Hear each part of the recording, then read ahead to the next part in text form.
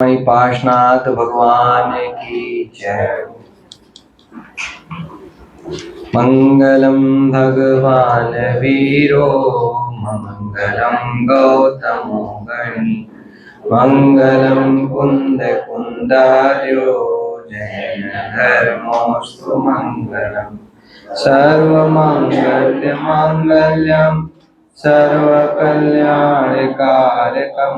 प्रधानम सर्वधर्माणां जैनम जयतु शासनम जैनम जयतु शासनम। अपना कक्षा का विषय चल रहा है षटकारक। गुरुदेव श्री के प्रवचन का भी विषय चल रहा है 16वीं गाथा के आधार से षटकारक, इसलिए समझने में और भी सरलता हो गई कि आपको एक ही विषय पर 2 प्रवचन सुनने मिल रहे हैं, तो बहुत इजी हो जाता है। एक ही बात को आप 2 तरीके से सुनेंगे तो वो विषय वस्तु एकदम क्लियर हो जाती है, हाथ में रखे आवने की तरह। जो विषय अपना विगत दिनों से चल रहा है उसी बात को प्रैक्टिकल रूप में गुरुदेव श्री ने आज जो अपने प्रवचन के माध्यम से बहुत सारे स्वतंत्रता को बहुत सारे उदाहरणों से खोला। वेदेशना लब्धि, सुनना, उपदेश, ये सब मेरे पर्याय शुद्धात्मा की प्राप्ति के लिए मेरे लिए उपयोगी है कि नहीं है, मतलब मेरे शुद्धात्म प्राप्ति रूप कार्य के लिए कारक है कि नहीं है कि नहीं है। मतलब कोई भी परतंत्रता का कारक के अंदर में काम है ही, किसी भी प्रकार की परतंत्रता का कोई काम नहीं। तो ये विषय वस्तु अपन ने 6 कारक की डेफिनेशन समझते समय बहुत विस्तार से उसकी चर्चा की है। अब यहाँ पर कारक को 2 भागों में बांटते हुए 2 प्रकार से निरूपण किया, एक निश्चय कारक और दूसरा व्यवहार कारक। कल का होमवर्क पहले मैं पूछ लेता हूँ आप सभी से। 6 कारक की डेफिनेशन याद करने के लिए बोली थी, बिल्कुल एक एक लाइन की डेफिनेशन है, सबको याद हो गई होगी। 6 कारक कौन कौन से? कर्ता, ठीक है, और कर्ता किसे कहते हैं? अच्छा, लाइन से इधर से आगे बढ़ते हैं अपन। पहले भावेश भाई को बोला था इसलिए यहीं से स्टार्ट करते हैं। कर्ता मतलब, बहुत बढ़िया। कर्म मतलब कर्ता जिसे प्राप्त करता है। करण, एकदम एक शब्द का आंसर है, साधकतम। क्या बोलना? साधकतम का मतलब उत्कृष्ट साधन को क्या बोलते हैं? करण। आगे संप्रदान, देख के बोलने की छूट है भैया के लिए, विशेष ऑफर है ना? हाँ, संप्रदान। चलिए आगे नेक्स्ट, आप जब तक पढ़ के रखो, ठीक। नेक्स्ट आगे कर्म, सॉरी संप्रदान। हाँ, आप अपने शब्द में बोलो ना, कोई दिक्कत नहीं। हाँ बोलो, आप उनका नकल मार के मत बोलो, आप अपने मन से बोलो। हाँ बोलो सीधे से। आपको जो शुरू में थ्योरी याद कराई थी कर्ता ने, कर्म को करण से संप्रदान के लिए, तो के लिए शब्द लगा लो बस। आगे पीछे के 2 शब्द आपको याद रखने और बीच में के लिए लगा लो। आप लिखा ना इसमें, है ना, कि कर्म जिसके लिए किया जाता है उसको कौन सा कारक बोलते हैं? संप्रदान। कर्म जिसके लिए किया जाता है तो उसको कौन सा कारक कहते हैं? संप्रदान। याद रहेगा, ठीक है। आगे नेक्स्ट अपादान। जिसमें से कर्म किया जाता है वह ध्रुव वस्तु क्या है? अपादान, ठीक है शैलेश भाई। अधिकरण, हाँ, जिसके आधार से कर्म किया जाता है वो क्या है? अधिकरण। एकदम इजी है, ठीक है। और अभी इसके बाद में यहाँ पे 5 उदाहरणों के द्वारा स्पष्ट किया इस प्रकरण के अंदर में। इस 6 कारक को 5 उदाहरणों से स्पष्ट किया है तो और एकदम क्लियर हो जाएगा आपको। अब कल लास्ट में अपनी चर्चा ही थी निश्चय कारक किसे कहते हैं और व्यवहार कारक किसे कहते हैं। तो निश्चय कारक की डेफिनेशन क्या आई थी कि जहां पर निमित्त से कार्य की सिद्धि बतलाई जाए, जहां पर निमित्त से कार्य की सिद्धि बतलाई जाए वहां कौन सा कारक लगेगा? व्यवहार का। और जहां उपादान से कार्य की सिद्धि बतलाई जाए वहां पर कौन सा कारक लगेगा? निश्चय कारक। समझना, जहां पर किसके द्वारा कार्य की सिद्धि बतलाई जाए? निमित्त के द्वारा। जैसे घड़ा बनाने के लिए अपने कहा ना कि कुम्हार ने घड़ा बनाया, तो यहां पर कार्य की सिद्धि किसके माध्यम से बतलाई जा रही है? कुम्हार। कुम्हार कौन है उसमें? निमित्त है। इसलिए इस तरह का जो उदाहरण जहां पर अपन घटित करेंगे तो वहां पर कौन सा कारक होगा? व्यवहार कारक। और मिट्टी से घड़ा बना, मिट्टी ही घड़े रूप परिणमित हुई, तो ऐसा जब निरूपण किया जाएगा तो वहां कौन सा कारक होगा? निश्चय कारक। क्यों? क्योंकि यहां पर किसकी तरफ से बात कही जा रही है? उपादान की तरफ से कार्य की सिद्धि की जा रही है। किसकी तरफ से कार्य की सिद्धि? उपादान। ये दो शब्द का मीनिंग पता है ना, उपादान और निमित्त। पारस, दो शब्द का मीनिंग पता है नहीं? निमित्त और उपादान, इन दो शब्द का मीनिंग क्या है? निमित्त मतलब क्या, उपादान मतलब क्या? एक मिनट, जिसको पूछा है उसको आंसर देना तो, है ना। अगर दो शब्द का मीनिंग नहीं पता होगा तो ये निश्चय कारक और व्यवहार कारक की जो डेफिनेशन यहाँ पर बतलाई वो समझ में नहीं आएगी। निमित्त और उपादान क्या होता है? लब्धि है, लब्धि ना। हाँ बोलो। हाँ, निमित्त और उपादान की डेफिनेशन याद है? पढ़ी कि नहीं पढ़ी? एक आध बार नहीं पढ़ी है? नहीं पढ़ी तो कोई बात नहीं, अभी अपन पढ़ लेंगे। निमित्त और उपादान मतलब क्या? स्मित, जिसके निमित्त वो तो है जिसके निमित्त से हो। अनुराग है, निमित्त की डेफिनेशन क्या और उपादान की डेफिनेशन क्या? हाँ, जो स्वयं, जैसा पूरी डेफिनेशन, ये जो सैद्धांतिक शब्द है ना, कम से कम इनकी डेफिनेशन तो आपको पूरी एज इट इज याद रखनी पड़ेगी। इसमें थोड़ा भी इधर उधर नहीं चलेगा, है ना। चाहे क्षय द्रव्य की हो, चाहे द्रव्य की हो, चाहे विश्व की हो, चाहे गुण की हो, चाहे पर्याय की हो, सैद्धांतिक शब्दों की डेफिनेशन एज इट इज दिमाग में आपको क्लियर होनी चाहिए, तब जिनागम के सिद्धांत समझ में आएंगे, नहीं तो नहीं समझ में आ सकते। समझ में क्यों नहीं आता है? जैसे बच्चे लोग प्रवचन सुनते हैं, समझ में क्यों नहीं आता है? इन शब्द का मतलब ही नहीं पता है तो समझ में नहीं आएगा, और शब्द का मतलब पता होगा तो समझ में आ जाएगा। सीधी सी बात है। थोड़ा सा शब्द ऐसा है ना कि आध्यात्मिक शब्दावली है, तो इन शब्दों का मीनिंग पता होना जरूरी है कि तो भाव भाषा एकदम क्लियर हो जाती है। निमित्त मतलब क्या? कि जो स्वयं कार्य रूप परिणमित न हो पर कार्य की उत्पत्ति में अनुकूल होने का आरोप जिस पर आए उसका नाम क्या है? निमित्त। कि कुम्हार, अच्छा ये तो इसी में इसके बाद इसके सेकंड नंबर का पार्ट निमित्त उपादान ही मेरे ख्याल से, है ना। इसके बाद वाला ही पार्ट है सीधा, या पहले वाला होगा, है ना। हाँ, इसके पहले होगा। हाँ, ये देखो, इसका चौथा लेसन है निमित्त और उपादान का, वहां डेफिनेशन है, तो वहां से पूरे त्रिकाली उपादान, क्षणिक उपादान, पूरे भेद प्रभेद है। ये तो अपन छह कारक का विषय ले रहे हैं, उसके पहले जो शब्द छह कारक वाले पार्ट में आने वाले हैं उसका ज्ञान पहले ही करा दिया इस तत्व ज्ञान पाठ माला, है ना। लाइन से पूरा पाठ यहाँ पर, और ये शब्द प्रयोग में हमेशा आते रहते हैं, तो वहां से आप डेफिनेशन याद कर लेना और लिख भी लेना।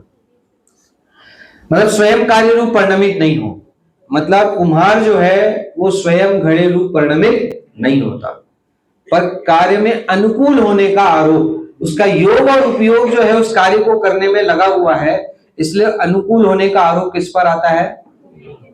कुम्हार पे आता है। इसलिए उस कुम्हार को क्या कहा जाता है? निमित्त।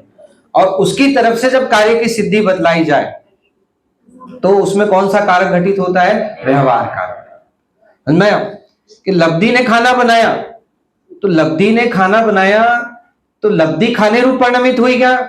नहीं, लब्धि उस खाने में क्या हुई? निमित्त हुई। समझ में आया कि नहीं आया? तो स्वयं कार्य रूप परिणमित नहीं हुई, परंतु कार्य के अनुकूल होने में आरोप आया। समझ में आया कि नहीं आया? उसकी बहन है या उसके दोस्त हैं, वो उस कार्य में निमित्त कहलाएंगे कि नहीं कहलाएंगे? नहीं। क्यों नहीं कहलाएंगे? क्योंकि वह उस कार्य में अनुकूल, वो कार्य में उनका योग और उपयोग नहीं लगा हुआ है। कि जिसका योग और जिसने अपना पूरा होल्ड डाला हुआ है, योग उपयोग उसका लगा हुआ है, उसकी क्रिया वैसी चल रही है, उसी को ही निमित्त कहा जाएगा। बाकी और भी 5 लोग परिवार के वहां पर उपस्थित हैं, उनको निमित्त कहा नहीं जाएगा, बल्कि वो तो डिस्टर्ब करने वाले हैं। वो तो क्या करने वाले हैं? डिस्टर्ब करने वाले हो सकते हैं, लेकिन जो बना रहा है वो उसमें क्या कहलाता है? निमित्त। चलो एक एग्जांपल मैं आप लोग से पूछता हूं तो और क्लियर हो जाएगा। जब गुस्सा आया, तो गुस्सा आया तो अब इसमें उपादान और निमित्त घटित करो। कि गुस्सा आया, क्रोध आया, अपने को क्या आया? क्रोध आया। तो क्रोध आया तो क्रोध रूप कौन परिणमित हुआ? क्रोध रूप कौन परिणमित हुआ? मैं स्वयं परिणमित हुआ। लेकिन कर्णान योग किस पर आरोप करता है कि भाई क्रोध क्यों आया? ये कहते हैं कि क्रोध आने पर यह कहा जाता है कि चारित्र मोह का क्या था? उदय था। किसका उदय कहा जाता है? चारित्र मोह का उदय। तो चारित्र मोह के उदय पर हमने क्या कर दिया? आरोप लगा दिया। देखो कभी भी आरोप लगता है काम होने के बाद, काम होने के पहले चारित्र मोहनी पे कभी कोई आरोप नहीं लगाएगा। समझना इस बात को। आरोप कब लगता है? आरोप कब लगता है? आपने रोटी बनाई तो आरोप लगेगा, आप रोटी नहीं बनाओगे तो आपके ऊपर आरोप ही लगने वाला नहीं है। ऐसी क्रोध हुआ तो आरोप लगता है, क्रोध नहीं होगा तो चारित्र मोह पे आरोप भी नहीं लगेगा। समझना इस बात को बहुत, ये समझ लो विज्ञान है जिन शासन का। ये जिन शासन के 6 कारक, निमित्त, उपादान, ये जिन शासन का क्या है? विज्ञान। इसलिए तो बोलते हैं ना, विज्ञान नगर के वैज्ञानिक तेरी प्रयोगशाला विस्मय। ये वो तो वहां तो भगवान की जो प्रयोगशाला है उसको विस्मय बनाया। वास्तव में देखा जाए तो भगवान का जो बीतराग विज्ञान है वो बड़ा विस्मयकारी है, बड़ा अद्भुत है, कि जिसमें अपने को इतने बढ़िया बढ़िया सिद्धांत समझने मिलते हैं। आप सोचो आप कि ऐसे सिद्धांत जिसको कोई काट नहीं सके, अकाट्य सिद्धांत, जिसको क्या कहते हैं अपन? अकाट्य सिद्धांत। आया समझ में? निमित्त, गुस्सा आया तो आरोप किस पर आता है अपने को? चारित्र मोह के उदय पर। जबकि गुस्सा किसने किया? स्वयं। उपादान कारण कौन है? स्वयं। तो 6 कारक भी घटित यदि निश्चय से देखा जाए तो किसमें घटित होंगे? स्वयं में। और व्यवहार से घटित करने जाएंगे तो कहां घटित होंगे? पर में। ठीक है, तो ये तो निमित्त की डेफिनेशन हुई। ऐसी उपादान, उपादान किसे कहते हैं? कि जो स्वयं कार्य रूप परिणमित हो उसका नाम क्या है? उपादान। तो घड़े बनने में स्वयं कौन परिणमित हुआ कार्य रूप? मिट्टी। गुस्सा आने में कार्य रूप परिणमित कौन हुआ? स्वयं, जीव। सम्यक दर्शन होने पर कार्य रूप कौन परिणमित हुआ? जीव। कि देशना लब्धि परिणमित हुई क्या? देशना लब्धि परिणमित आया जाए था ना, उपदेश, उपदेश है वो सम्यक दर्शन रूप परिणमित हुआ क्या? नहीं। उपदेश पर तो क्या आता है? केवल आरोप आता है। समझना, उपदेश पे तो क्या आता है? केवल आरोप आता है। और उसी उपदेश पर आरोप आएगा कि जिसका उपदेश सुनने के बाद सम्यक दर्शन रूप ये जीव क्या होता है? परिणमित होता है। बाकी का उपदेश के ऊपर आरोप नहीं आएगा। आरोप किस पर आता है? हमेशा ध्यान रखना वंशी, आरोप किस पे आता है? कि 2 मुनिराज के उपदेश के ऊपर ये आरोप आएगा।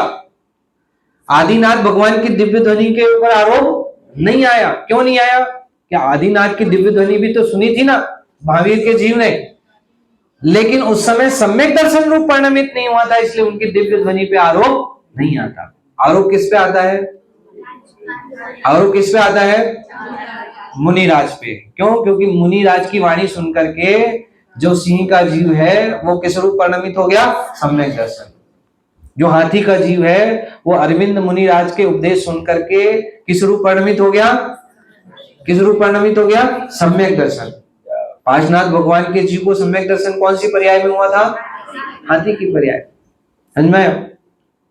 तो इस प्रकार से ये 2 शब्दों का अर्थ अपने को पता हो तो अपने को निश्चय कारक और व्यवहार कारक एकदम इजीली समझ में आएगा।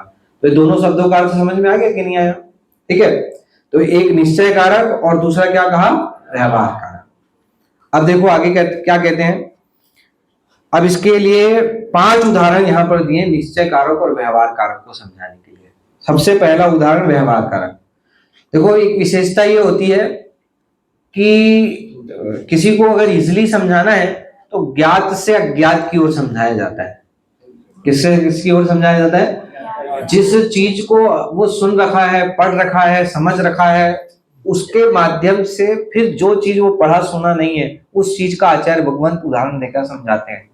तो पहले इसने जो सुन रखा है, समझ रखा है, व्यवहार कारक, जिसको ज्ञात है, इसका भाव भाषण इसको प्रतिदिन होता है, तो उसका उदाहरण लेकर के फिर आगे चर्चा बढ़ाएंगे। पहले देखो काय का उदाहरण दिया कि व्यवहार कारकों को इस प्रकार घटित किया जाता है। कैसे घटित किया जाता है? देखो, कुम्हार कर्ता है, घड़ा कर्म है, दंड चक्र इत्यादि करण है। कि जो चक्र जिसके ऊपर मिट्टी रख करके वो घड़ा बनाता है, कि वो ही दंड और वो ही चक्र क्या कहलाता है? वो करण। कुम्हार जल भरने वाले के लिए घड़ा बनाता है, तो जल भरने वाला क्या हो गया? संप्रदान है।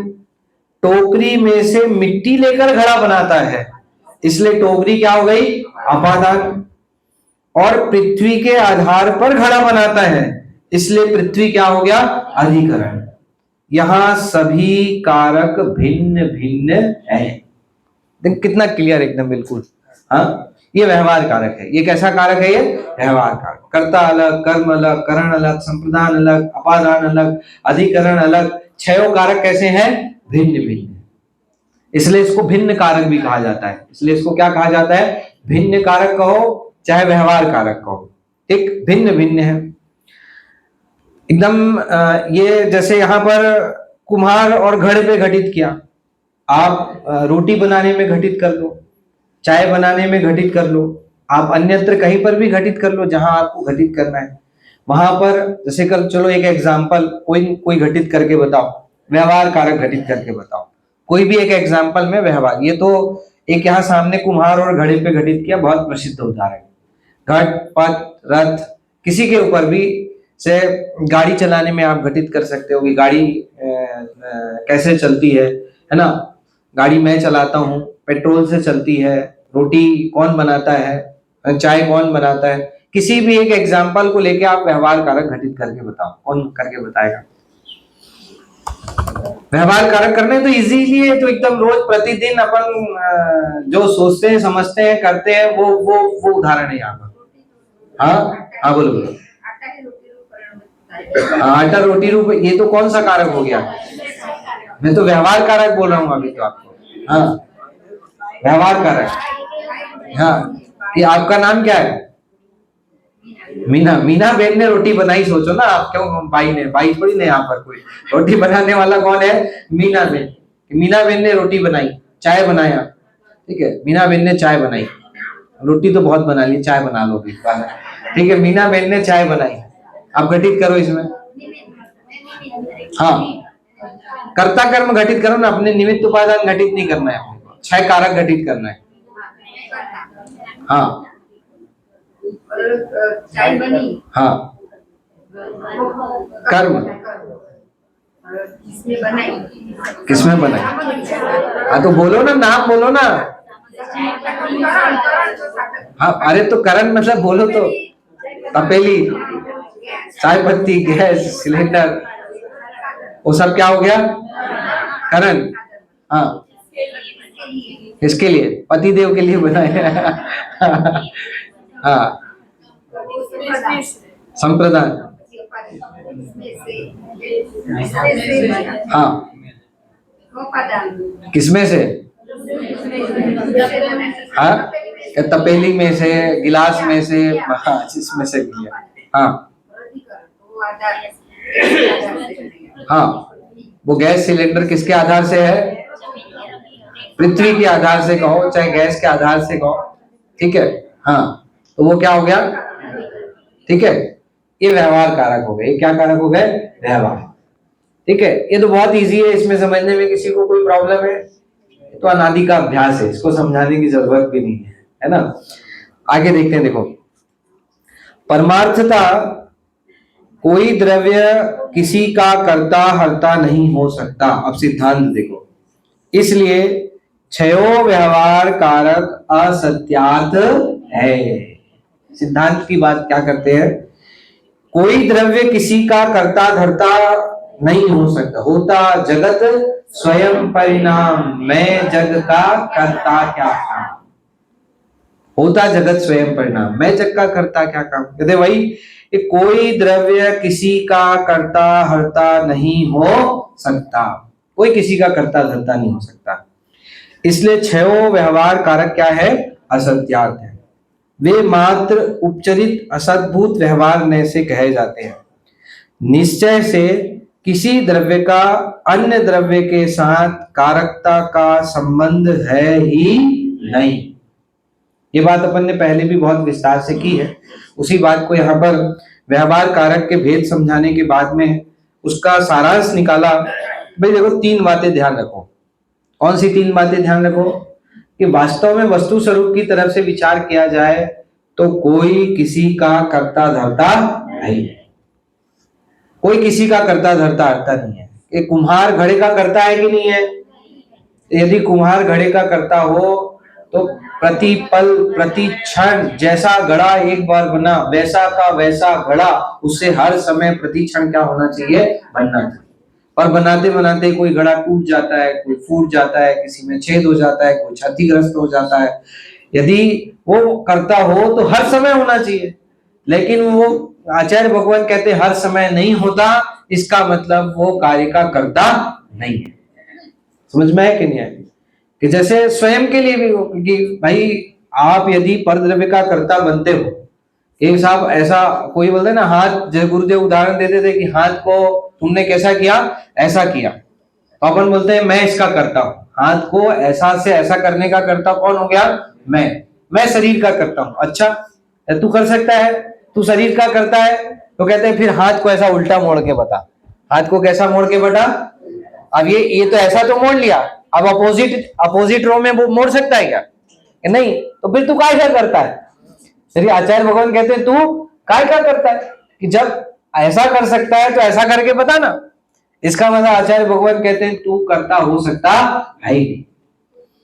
कर्ता हो तो कर्ता जो होता है, कर्ता का स्वभाव यही होता है कि कर्ता जो कार्य को करे तो वो कार्य उसके साथ उसके लिए कैसा होना चाहिए? हमेशा होना चाहिए। कैसा होना चाहिए? हमेशा। लेकिन वो और जैसा चाहे वैसा होना चाहिए, लेकिन वैसा होता नहीं है। इसलिए आचार्य भगवान कहते हैं तू परद्रव्य का कर्ता तो कभी तीन काल में हो सकता है ही। आचार्य भगवान तो यहां तक कहते परद्रव्य का छोड़, अपनी पर्याय का भी फेर फार करता तू कभी तीन काल में हो सकता है नहीं। और जब अपनी पर्याय का ही नहीं हो सकता तो परद्रव्य का हो ऐसा कभी तीन काल में पॉसिबल है ही नहीं। मैं कि नहीं, कभी पॉसिबल ही नहीं है ऐसा। तो इसलिए ये यहाँ पर ये कौन से न्याय के द्वारा ऐसा कथन किया जाता है? तो कहते हैं कौन से न्याय के द्वारा? उपचरित असद्भुत व्यवहार। जैसे ये सब कहा जाता है जितना कथन, ये मकान मेरा, ये दुकान मेरी, ये मंदिर मेरा, ये भगवान मेरे, ये सारा कथन कौन से न्याय का है? उपचरित असद्भुत। ये मंदिर मेरा, ये मंदिर मेरा, ये कथन किसका है? मैंने बनवाया। ये सब किसका कथन है? ये निश्चय व्यवहार न्याय के प्रकरण में इसका प्रयोजन भी बतलाया है, ऐसा नहीं कि नहीं, लेकिन शुद्धात्म प्राप्ति के लिए इसका कोई भी प्रयोजन होता नहीं है। कि व्यवहार की अपेक्षा से प्रयोजनभूत है, पर शुद्धात्म प्राप्ति के लिए रंच मात्र भी प्रयोजनभूत नहीं है।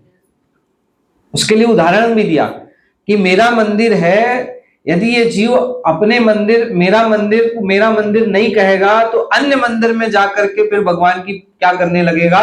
पूजा अर्चना करने लगेगा। समझ में कि नहीं आया? तो उस अपेक्षा तो क्या है वो? उस अपेक्षा से तो क्या है वो? प्रयोजनभूत है। मेरी पत्नी, मेरे बच्चे, मेरा घर, तो मेरा घर ये कहता है तो कहते हैं कि मेरा घर मेरे घर को जानने की अपेक्षा से प्रयोजनवान है। नहीं तो अपने घर को छोड़ करके किसके घर में घुस जाएगा? दूसरे के घर को अपना समझकर उस दूसरे के घर में क्या हो जाएगा? घुस जाएगा। मेरी पत्नी कहने की अपेक्षा प्रयोजनभूत है। क्यों? क्योंकि दूसरे की पत्नी के ऊपर राग नहीं होगा, उससे उसको क्या नहीं होगा? दूसरे के पत्नी के ऊपर राग नहीं होगा। इस अपेक्षा से वो कहते प्रयोजनभूत है। लेकिन शुद्धात्म प्राप्ति के लिए रंच मात्र भी प्रयोजनभूत नहीं है। लोक व्यवहार की अपेक्षा से देखा जाए तो कहते हैं कि प्रयोजनभूत है, लेकिन वास्तव में अपने प्रयोजन की अपेक्षा से देखा जाए तो रंच मात्र भी प्रयोजनभूत नहीं है। समझना भैया, ठीक है? तो इसलिए इसको कौन से न्याय के खाते में डाला? उपचरित सद्भुत व्यवहार न्याय से कहे जाते हैं। असद्भुत, सॉरी, निश्चय से किसी द्रव्य का अन्य द्रव्य के साथ कारकता का संबंध है ही नहीं। अब देखो, निश्चय से घटित कर रहे हैं, ठीक। निश्चय कारकों को इस प्रकार घटित करते हैं। मिट्टी स्वतंत्रतया घड़ा रूप कार्य को प्राप्त होती है, इसलिए मिट्टी क्या है? कर्ता, और घड़ा क्या है? कर्म। अथवा घड़ा मिट्टी से अभिन्न है, इसलिए मिट्टी स्वयं ही क्या है? कर्म है।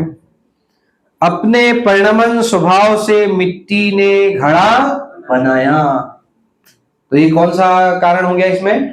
करण। करण स्वभाव के लिए कल भी ये बात थी 16वीं गाथा में, प्रवचन सार में अमृतचंद आचार्य देव ने, कि केवल ज्ञान रूप परिणमित हुआ अपने परिणमन स्वभाव के कारण से परिणमित हुआ। क्या शब्द आया था वहां पर?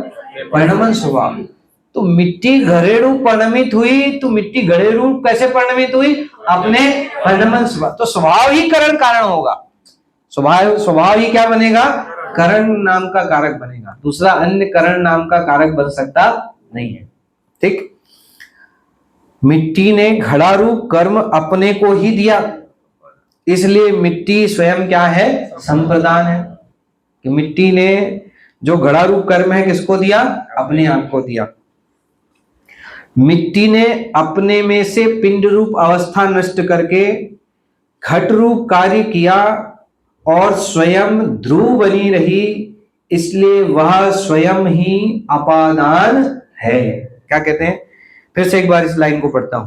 मिट्टी ने अपने में से पिंड रूप अवस्था नष्ट करके, देखो ये अनंतर पूर्व क्षणवर्ती पर्याय है। ये कौन सी पर्याय है?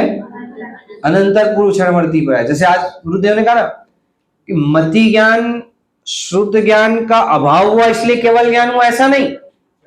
मैं के नहीं आया, एक केवल ज्ञान स्वयं से केवल ज्ञान रूप परिणमित हुआ है, मति ज्ञान शुद्ध ज्ञान के अभाव से केवल ज्ञान रूप परिणमित नहीं हुआ। वैसे ही कहते हैं कि मिट्टी की पिंड रूप अवस्था नष्ट करके, ये तो समझाने के लिए बताया, वास्तव में तो क्या कहते हैं कि घट रूप कार्य किया, वह स्वयं ध्रुव बनी रही, इसलिए घट रूप कार्य बना। मिट्टी स्वयं क्या बनी रही? ध्रुव बनी रही, ठीक है।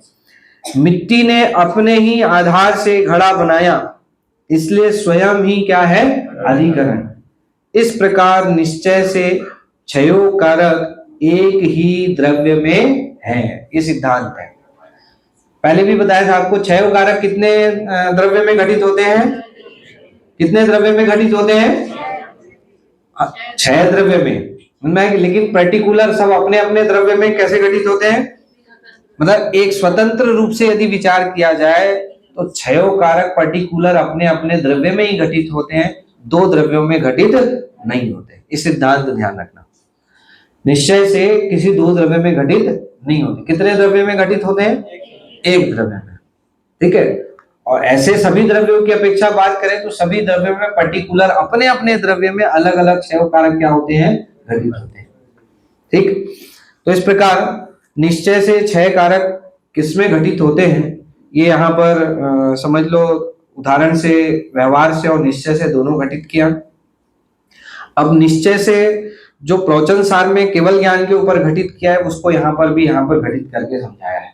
देखो, अब ये जो फार्मूला याद कराया था ना, वो फार्मूला यहाँ पर, परमार्थता एक द्रव्य दूसरे द्रव्य की सहायता नहीं कर सकता, और द्रव्य स्वयं ही अपने को अपने से, अपने लिए, अपने में से, अपने में करता है। क्या फार्मूला आया? द्रव्य स्वयं ही, अब स्वयं ही मतलब कर्ता हो गया, द्रव्य स्वयं ही मतलब क्या हो गया? कर्ता। अपने को क्या हो गया? कर्म। अपने से क्या हो गया? अपने लिए, अपने में से, और अपने में करता है, अधिकरण के अपने आधार से करता है। इसलिए निश्चय क्षय कारक ही परम सत्य है। क्या कहते हैं? निश्चय क्षय कारक ही क्या है? परम सत्य है। एक द्रव्य दूसरे द्रव्य की सहायता नहीं कर सकता। क्या गजब का, समझ लो, स्वतंत्रता का उद्घोष करने वाला सिद्धांत है। मतलब क्षय कारक हमको ये बतला रहे हैं कि एक द्रव्य कभी दूसरे द्रव्य की सहायता कर सकता है ही नहीं। क्यों नहीं कर सकता? कारण क्या है? क्योंकि दोनों के सट कारक कैसे हैं, भिन्न भिन्न है। इसका लॉजिक आंसर क्या आना चाहिए इस परिप्रेक्ष्य में कि एक द्रव्य दूसरे द्रव्य की सहायता नहीं कर सकता। क्यों नहीं कर सकता? क्योंकि दोनों के सट कारक कैसे हैं, भिन्न भिन्न है। समझ में कि नहीं? कि जीव का सट कारक जीव में और पुद्गल का सट कारक पुद्गल में है ना, मिट्टी का सट कारक मिट्टी में और कुम्हार का सट कारक कुम्हार में। तो इसलिए एक द्रव्य दूसरे द्रव्य की सहायता नहीं कर सकता और द्रव्य स्वयं ही छह कारक रूप परिणमित होता है। ये यहाँ पर ये सिद्धांत का निरूपण करते हुए अब केवल ज्ञान के ऊपर जो प्रवचन सार में घटित किया उसको यहाँ पर उदाहरण के रूप में यहाँ पर भी दिया। देखो पढ़ते हैं उसको। ये पूरे चारों पांचों उदाहरण आज अपन पढ़ेंगे दोपहर की कक्षा में। लाभ, ये अपन ने जो इतने दिन चर्चा की ना छह कारक की, इसको समझने से लाभ क्या होता है। एक लाभ तो गुरुदेव श्री ने आज बतलाया। कौन सा लाभ बतलाया? सबसे आखिरी में बताया। क्या लाभ बतलाया?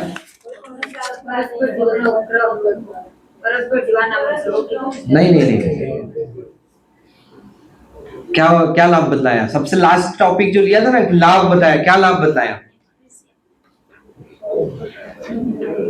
अरे जो ये अब समझ लो, अपने शुद्धात्मा मतलब शुद्धात्म स्वभाव रूप परिणमित होने के लिए जो बाहर खोजने में चीजों को व्यग्र है ना, साधन को खोजने के लिए कहाँ व्यग्र है?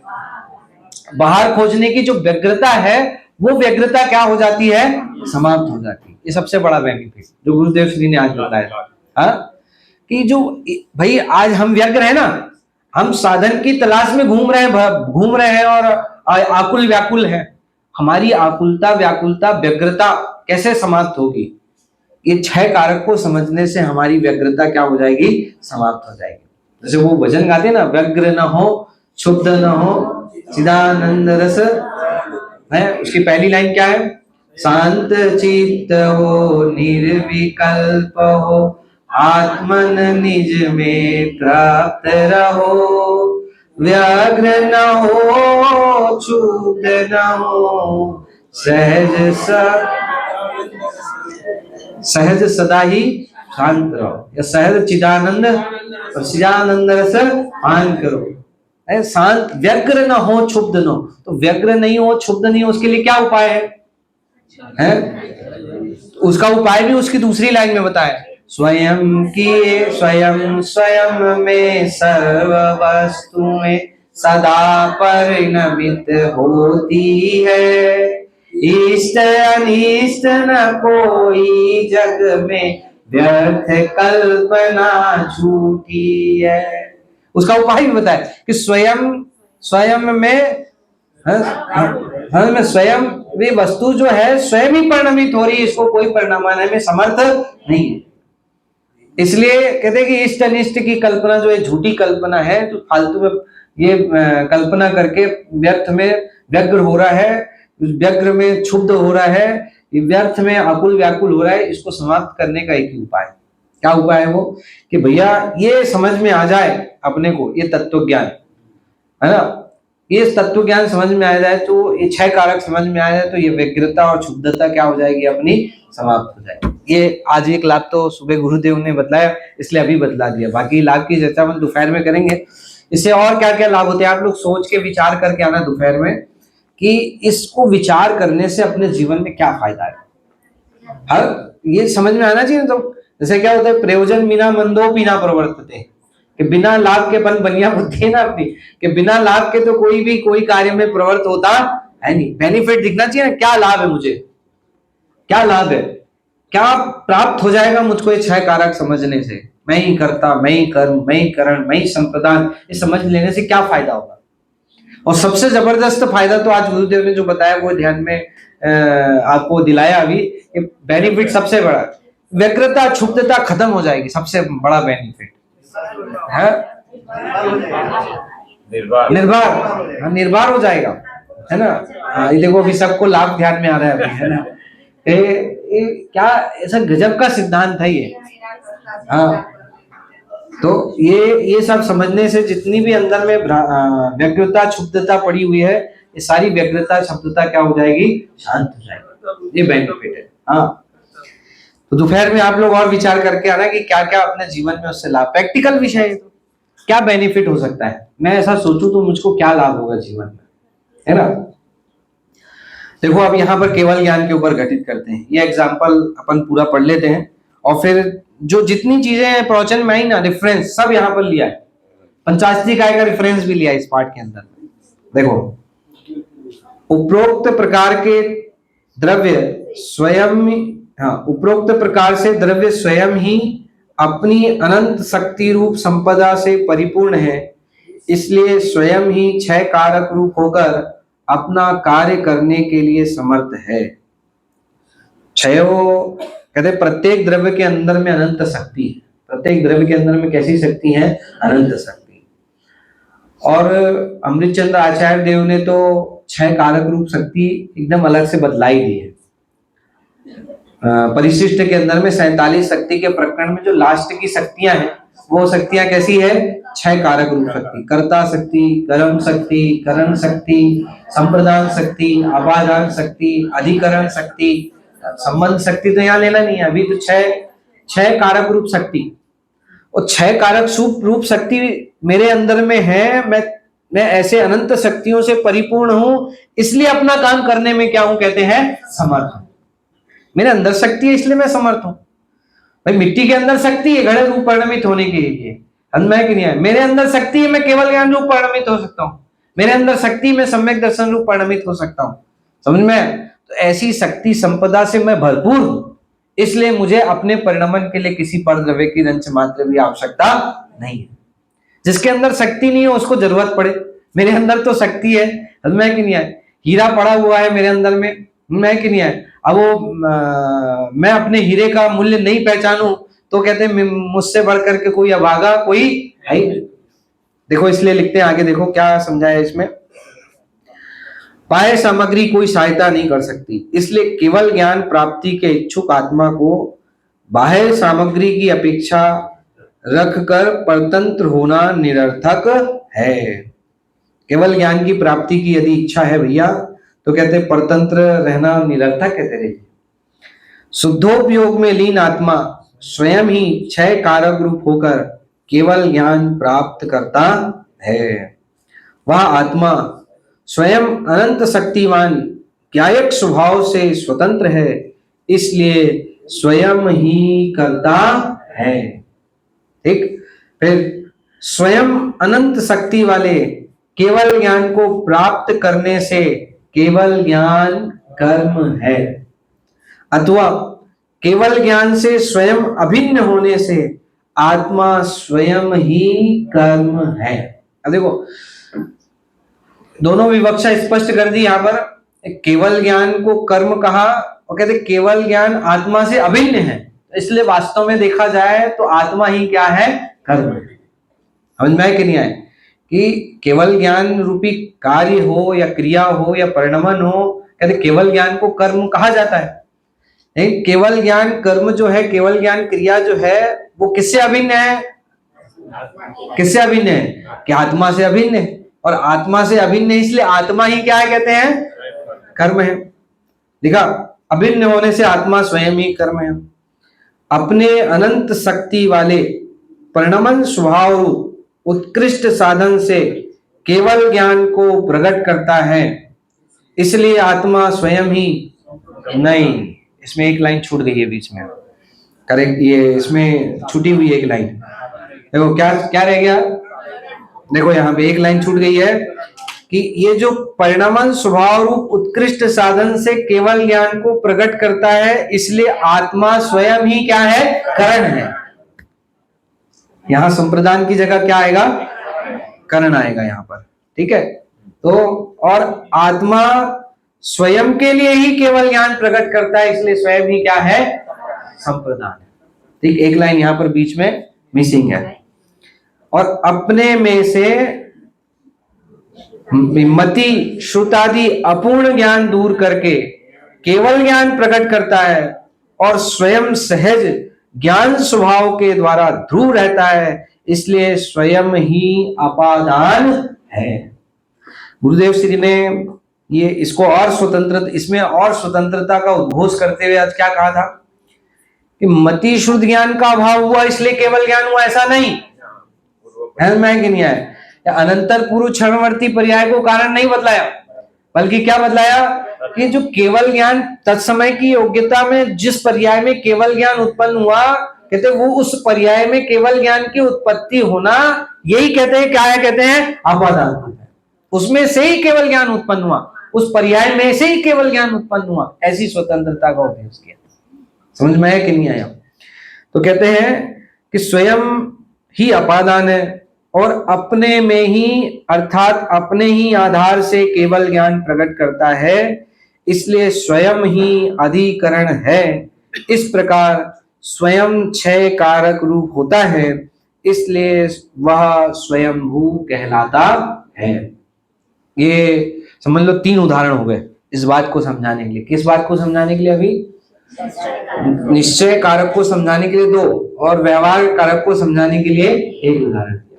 और इसके बाद जो रेफरेंस गुरुदेव श्री ने आज दिया था, किसका रेफरेंस दिया था?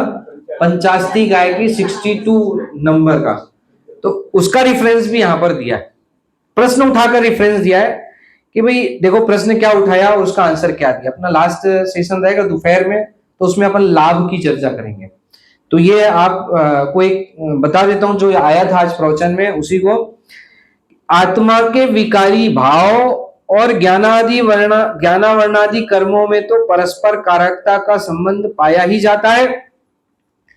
भाई कहते हैं कि चलो आइए, तो अभी आपने जो बात की वो किसकी बात की? शुद्ध पर्याय। केवल ज्ञान पर्याय, ज्ञान मूल की कैसी पर्याय है? निर्मल पर्याय, शुद्ध पर्याय। ठीक है।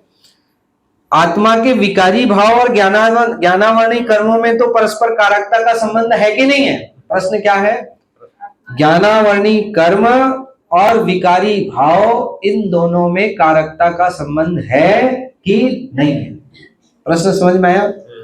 हाँ, जो गुरुदेव श्री ने उठाया था ना कि ज्ञानावर्णी आ जाया था ना, घाती कर्म के 6 से केवल ज्ञान की प्राप्ति। काय के 6 से केवल ज्ञान? घाती कर्म के 6 से केवल। घाती कर्म के 6 से तो केवल ज्ञान होता है कि नहीं होता? हाँ, ज्ञानावर्णी कर्म के 6 से तो केवल ज्ञान होता है कि नहीं होता है? ये प्रश्न खड़ा किया है। अब इसका जवाब फिर दोपहर की कक्षा में अपन पढ़ेंगे और लाभ की चर्चा अपन करेंगे। आप लोग के लिए होमवर्क है कि जो ये प्रकरण अपन ने पढ़ा है 6 कारक का, ये प्रकरण से बेनिफिट क्या, फायदा क्या, अपने जीवन में प्रायोगिक रूप से क्या फायदा होगा, प्रैक्टिकल आप थोड़ा अपने दिमाग में पिक्चर क्लियर करके आना। मैं पहले आपसे पूछूंगा और फिर मैं बताऊंगा कि आपको क्या बेनिफिट मिल सकता है। एक बेनिफिट तो सुबह गुरुदेव ने बता दिया था, वो याद है कि नहीं सबको? हाँ, अभी उसको अपन ने रिपीट किया था। क्या? अपनी व्यग्रता खत्म हो जाएगी। जो बाहर में साधन ढूंढने के लिए अपन व्यग्र है, अपन ढूंढ रहे तीर्थों में, मंदिर में, देव शास्त्र, गुरु में, शास्त्र में, जिनवाणी में, कहते हैं तू ये सारी व्यग्रता क्या हो जाने वाली? तेरी समाप्त हो जाएगी। तो अपन सबकी ये व्यग्रता समाप्त हो, अपन सब निश्चय षटकारक को समझ करके अपना अवलंबन लेकर के केवल ज्ञान को प्राप्त करें। इसी मंगल भाव।